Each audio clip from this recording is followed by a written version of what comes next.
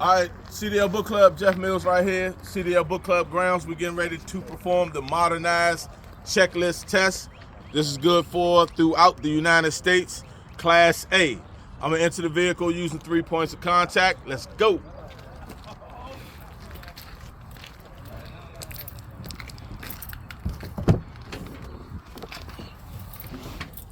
Entering 3 points of contact. And I'm going to put my clipboard up. Put the key in the ignition, just get it out of my hand. Put my seatbelt on. I'm going to turn the vehicle on using a safe start. I turned the key on. We're going to let the ABS lights went out. Let the heater coil go out. My DEF tank and fuel, my DEF gauge and fuel gauge properly works. Let that heater coil go out, and we're going to turn the vehicle on and build the air pressure up to 120 PSI. Starting now. So now we're going to start while the air pressure is building up. My city horn, my air horn properly works. My left turn signal indicator, the right turn signal indicator, four-way flasher indicators, and the high beam indicator all properly work. Turn that off. The push in the lever, my windshield wipers are not cracked, not broken, and secure. Flush to the windshield. The blades are not dry rotted or frayed. The brackets have not cracked, not broken, and secure. No illegal welds, no loose or missing parts, and not bent. The windshield is not cracked, not broken, and secure. No obstructions, no outdated stickers. The seal around the windshield is not dry rotted or frayed. All my mirrors, my hood mirrors, my blind side mirrors, my spot mirrors, and flat mirrors are all not cracked, not broken, and secure, and adjusted for me and clean. The brackets are not cracked, not broken, and secure. They have no illegal welds, no loose or missing parts, and not bent. That sneeze that we just heard means that my vehicle has reached the governor cutout rate. So I'm going to go ahead and start putting 3 fingers up, which means I'm going to turn the truck off, turn the key on, and push in the parking brake and trailer brake. Starting now. Turn the truck off, turn the key on so the dash lights up, and push in the parking brake and trailer brake. Let the air settle. I'm going to hold the service brake down for 1 minute, and the vehicle should not lose no more than 4 PSI. Starting now.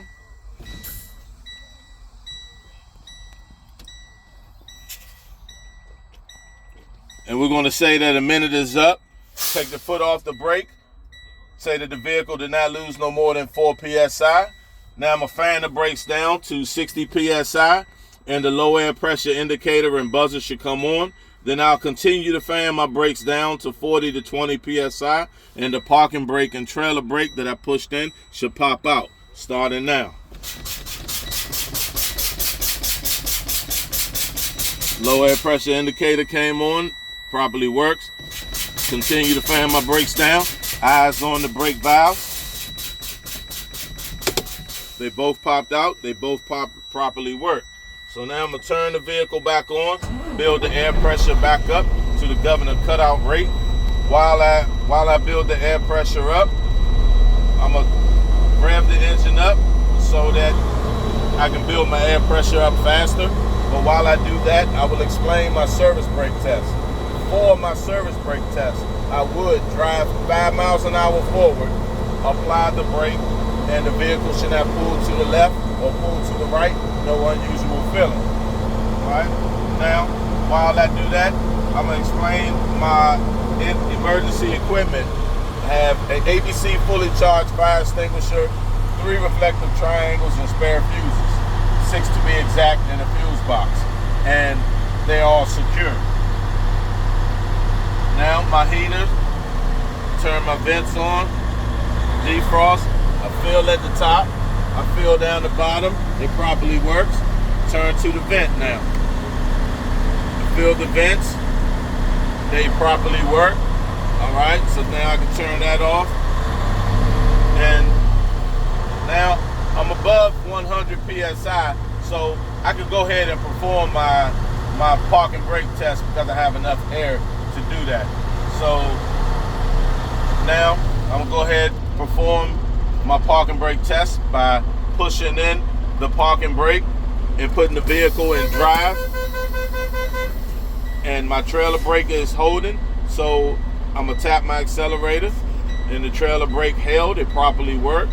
Leave my vehicle in drive, pull the park and brake out, push in the trailer brake, tap the accelerator to tug against the park and brake. I tugged, the park and brake held, it properly worked.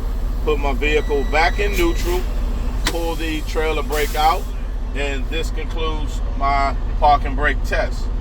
Now, I would ask the examiner for a lights operations check to check all my lights.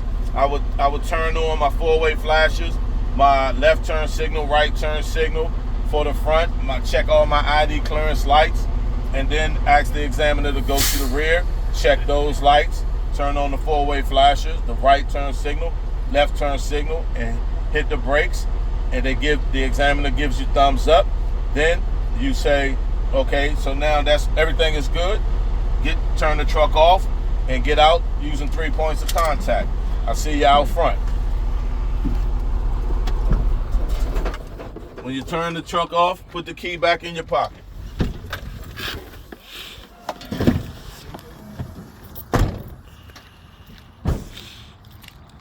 In the front here, I want to position myself to be right here in the front. So I'm gonna check my ID clearance lights on my truck and trailer, along with the turn signals. They're all not cracked, not broken, and secure. Amber is the proper color, free of condensation, and amber in the front, red to the rear. The headlights and fog lights, they're not cracked, not broken, and secure. Clean and clear is the proper color with no condensation. No leaks. My suspension is balanced. If the suspension wasn't balanced, I'd place the vehicle out of service. No leaks or puddles or broken glass underneath the vehicle. If I had that, I'd place the vehicle out of service. All tires are properly inflated to the manufacturer specifications. Open up the hood, control the hood, go to the passenger side. Only thing we have on the passenger side is the windshield washer fluid reservoir and the lines. They're not cracked, not broken, and secure. No leaks. The lines are not dry rotted or frayed, properly clamped. The cap is hand tight. Let's go to the driver's side. On the driver's side, I have the air compressor and lines. They're not cracked, not broken, and secure. No leaks. The lines are not dry rotted or frayed, properly clamped. It's gear driven. Underneath the air compressor is the steering pump, and you can trace that hose, the lower hose, to go to the steering pump. It's not cracked, not broken, and secure. And lines, the lines are not dry rotted or frayed. They have no leaks, and the lines are properly clamped. It's also gear driven. The engine oil dipstick is not cracked, not broken, and secure. No leaks. How I would check the oil. I'll pull the dipstick out, wipe it off, insert it back in, pull it back out, and it should read between the add and the full mark. I would check it with the engine off. There's no transmission dipstick here. The coolant reservoir and lines, they're not cracked, not broken, and secure. No leaks. The lines are not dry rotted or frayed, properly clamped. The reservoir reads between the add and the full mark, and the caps are hand tight. Now we're at the steering system. So the power steering fluid reservoir and lines, they're not cracked, not broken, and secure. No leaks. The lines are not dry rotted or frayed, properly clamped. The reservoir reads between the add and the full mark. All caps are hand tight. The steering shaft is not cracked, not broken, and secure. No illegal welds, no loose or missing parts, not bent. It has no more than 2 inches of play, free of debris. To the gearbox is not cracked, not broken, and secure. No loose or missing parts, no leaks. The steering linkage is not cracked, not broken, and secure. No illegal welds, no loose or missing parts, not bent.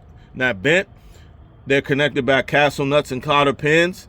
And in between all metal parts are rubber bushings, and they're not dry rotted frayed and properly greased.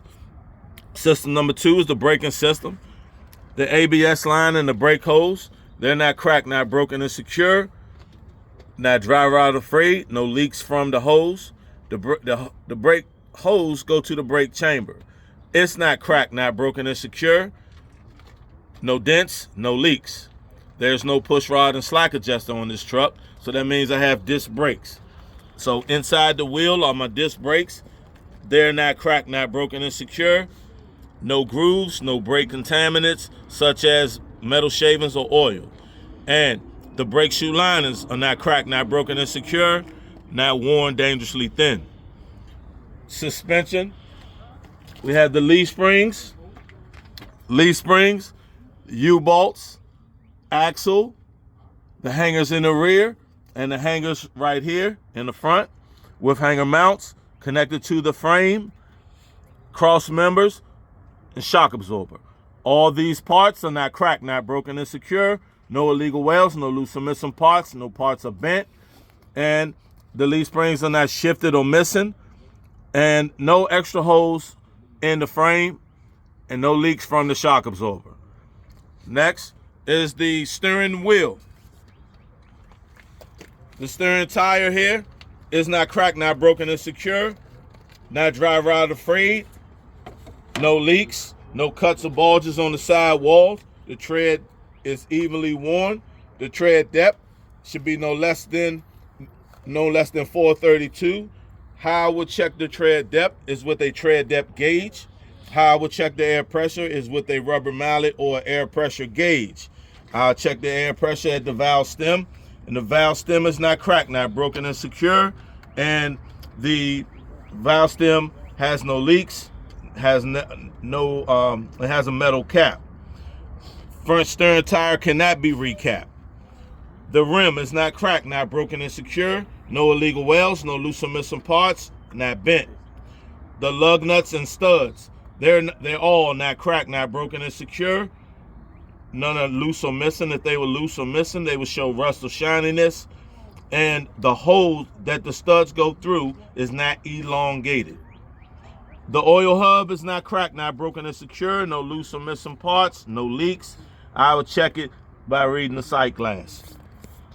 Now, we will close up the hood, strap it down on the passenger side, strap it down on the driver's side, and now we're going to work down the side of the vehicle, starting with the lenses and reflectors. So the lenses, we already did the side markers, so we can check that off. The traffic monitoring devices, we did that, so we can check that off. The battery box, we're going to get to that. Fuel tanks, let's do that now. So we're going to start with the DEF tank and lines, the fuel tank and lines, and my air tanks and lines on my truck and trailer. They're all not cracked, not broken, and secure. No leaks. The lines are not dry rotted frayed, properly clamped. All caps are hand tight. The air tanks are drained daily, free of condensation. Now, the battery is right here under the catwalk. The battery box is not cracked, not broken, and secure. No loose or missing parts. Inside the battery box are the batteries. They're all not cracked, not broken, and secure. No leaks.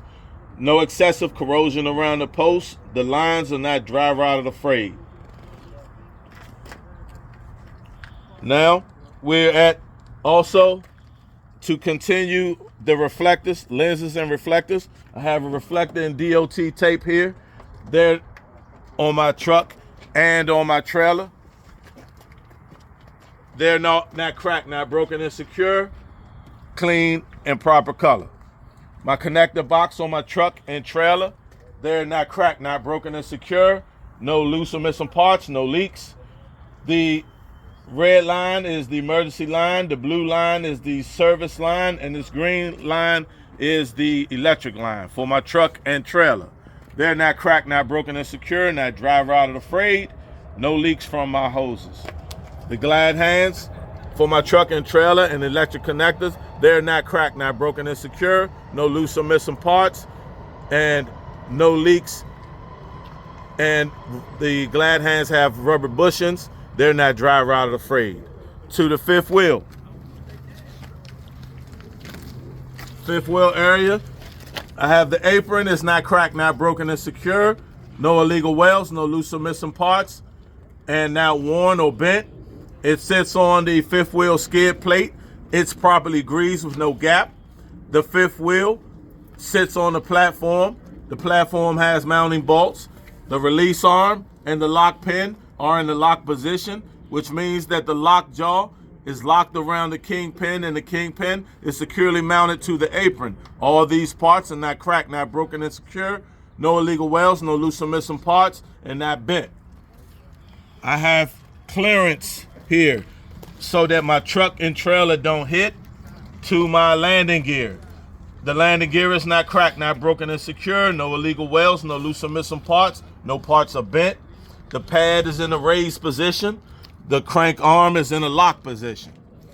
I will inspect my frame on my trailer and cross members the same way as I inspected my frame and cross members on my truck. The ABS light is not on the test. To the rear of the trailer, my ID clearance lights, my left turn signal, right turn signal, four-way flashes, and the brake lights. They're all not cracked, not broken, and secure. Red is the proper color with no condensation. The DOT tape, and that's the last thing right here at rear of trailer. It's not cracked, not broken, and secure. Proper color. Now, if you are interested in purchasing any of the books for your pre-trip inspection, your skills books or the exam books, the modernized textbooks, is right here at this website at thecdlbookclub.com. CDL Book Club is where you get CDL minded. Thanks for watching. Feel free to give me a call if you have any questions. Hello?